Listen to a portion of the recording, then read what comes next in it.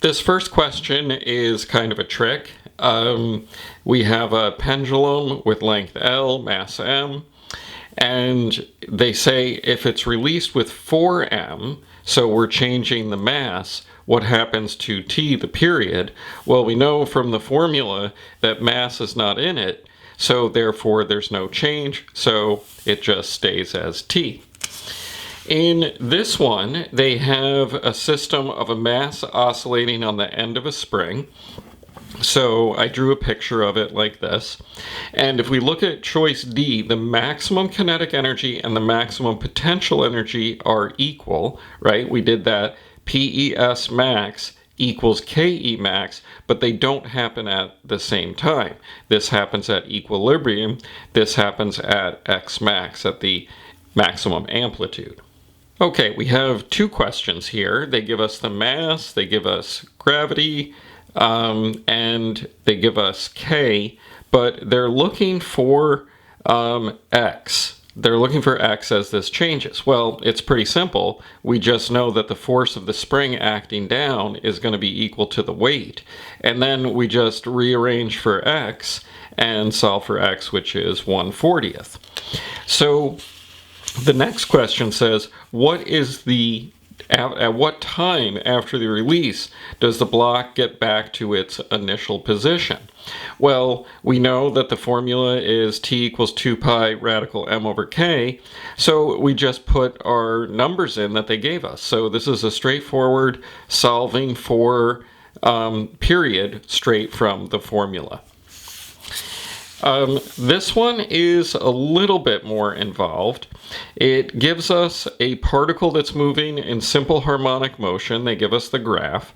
And which of the following represents the velocity as a function of time? Well, we know the formula for position. And how do we get the formula for velocity? Well, we take the first derivative. So we do that and get the formula, which is minus 4 pi sine pi t. But where did we get that omega from? Well, omega is going to be equal to 2 pi over t, and they gave us the period as 2 seconds. So it's not just simply a first derivative, we also have to get that value for omega. In this one, we have a ball that's dropped onto a hard surface and it starts to bounce. This is not simple harmonic motion. And the reason it's not simple harmonic motion is because there is not a force that is directly proportional to the displacement. The only time there's a force is when it hits the ground. So therefore, just by process of elimination, we know that it has to be the periodic motion of 2.8 seconds, but we can actually calculate that using kinematics. The time to fall is 1.4 seconds, so the period would be 2.8, but like I said, with process of elimination, we don't even need to do that.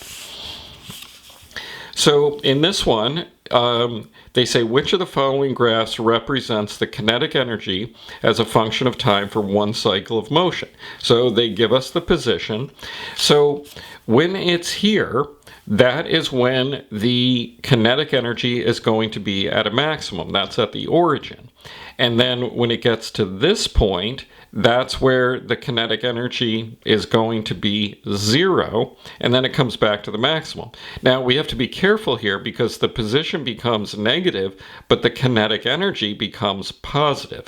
So for that reason, the graph looks like this. The kinetic energy starts at a maximum at equilibrium, decreases to 0, then increases even though the displacement becomes negative. Now, the second part of this question, we're dealing with the same graph here, and the graph is of position, and then it says, which of the following graphs shows kinetic energy of the particle as a function of displacement? Well, now we're looking at it from negative x max to positive x max, and at negative x max it stopped, so that's 0, and then it increases to its maximum value, then decreases back to 0. This question is, it's not too bad in the big picture, but it's a lot of rearranging. So we have a mass that's hung on a spring, and it stretches a distance d. And if the mass is then set oscillating on the spring, what's the period of oscillation proportional to? So we know that it's hanging, and Fg is going to be our force of the spring. So that gives us mg equals kx. So we can rearrange and solve for k. So therefore, we can say that 1 over k is equal to d over mg. We're just cross multiplying here. And by being able to do that, we can then sub in this d over mg in for k. Our masses will cancel, and we have d over g. So it's kind of hard to realize that you have to flip this around to be able to sub in for that k, but we have that proportional to radical d over g. This one is straightforward.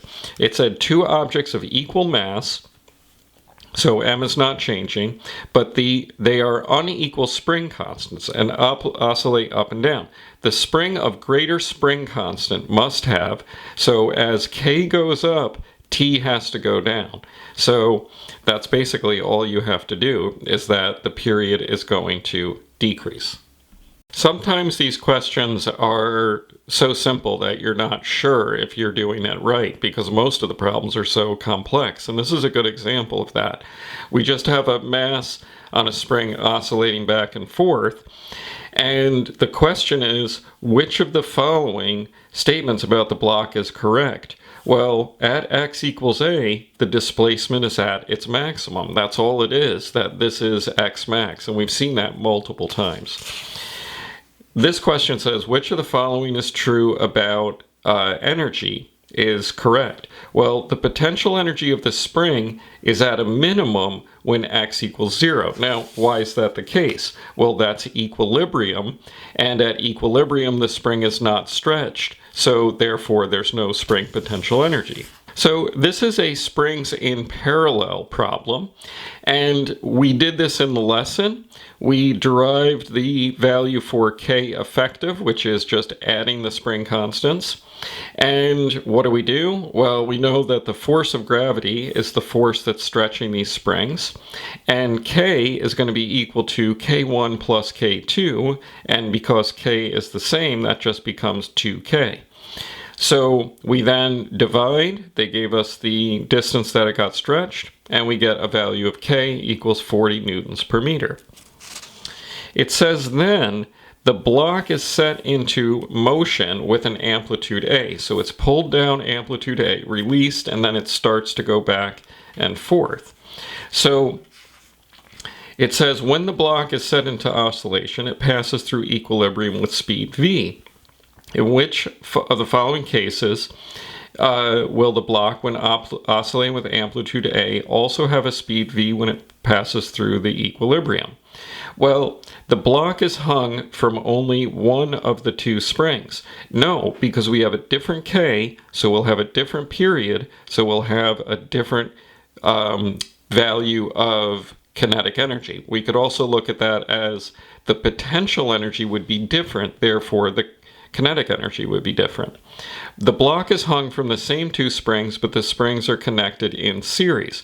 Well, in that case, we know the formula is 1 over k effective, so that k is again going to be different. So therefore, the spring potential energy is going to be different. Therefore, the maximum kinetic energy will be different. And finally, a 0.5 kilogram mass is attached to the block. Therefore, the mass is different, so that's going to change 1/2 mv squared, and that means that there's going to be a different ke max.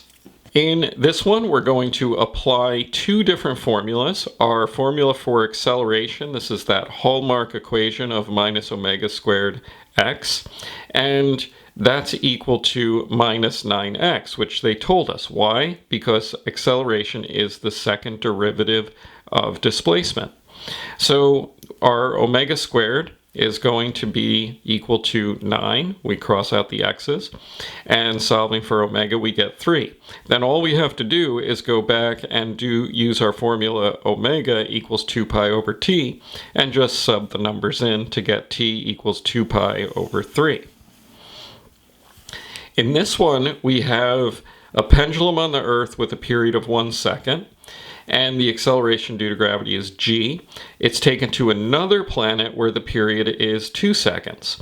So therefore, the period is going up, so therefore g must be going down. And by how much must it go down? Well, we've doubled t, so we need to take the square root of 4. 1 over 4 becomes the square root of 4 in the top. Square root of 4 in the top is 2, and that will give us double the period. In this one, we saw with the JavaScript in the lesson that if we have a formula of the x position and the y position both in simple harmonic motion, then we end up with an object going in a circle. However, the question just says what's the acceleration? Now the acceleration is constant, but how do we figure that out? Well, they gave us the amplitude and they gave us the angular speed. Angular, or the amplitude, is constant as it goes in the circle, and we just use a equals negative omega squared x to get our answer. Why do they deal with this negative side? Why is that missing? Because it's only asked for the magnitude. This is a straightforward conservation of energy problem. So they give us the amplitude of this as given as a, and they give us the velocity as vm, and they're asking us to solve for k. And Vmax is going to occur when the spring potential energy is at a maximum, when A is that value of the largest amplitude, which is A here. So we just put these numbers in, or these letters in, solve for the variable, which is K, and we get mv squared over amplitude squared. That's Vm in their notation. In this next one, it says a simple pendulum has a period of 2 seconds for small amplitude oscillations. What's the length of the pendulum? Well, that is just a formula. That's t equals 2 pi radical L over g.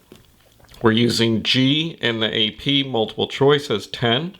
And then we just solve for L, which is 10 over pi squared, which is approximately 1.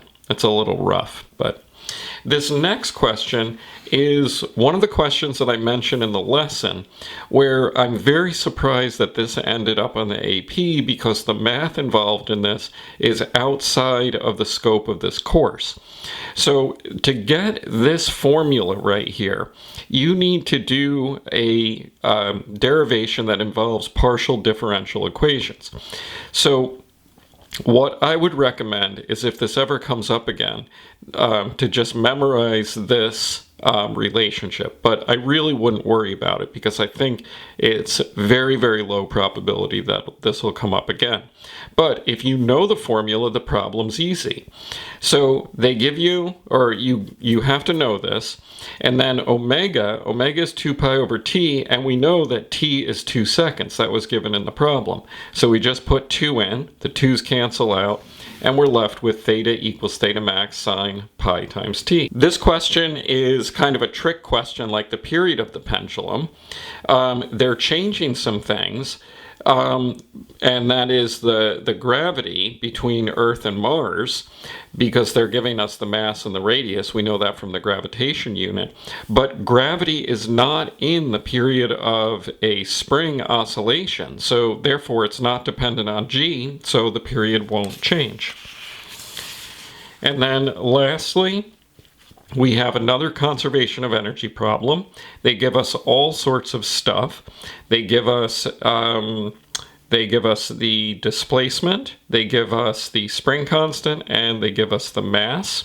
And all we have to do is set the kinetic energy equal to the spring potential. These are when they're at their maximum values. And then isolate for V, throw the numbers in, and you get your velocity of 2 meters per second.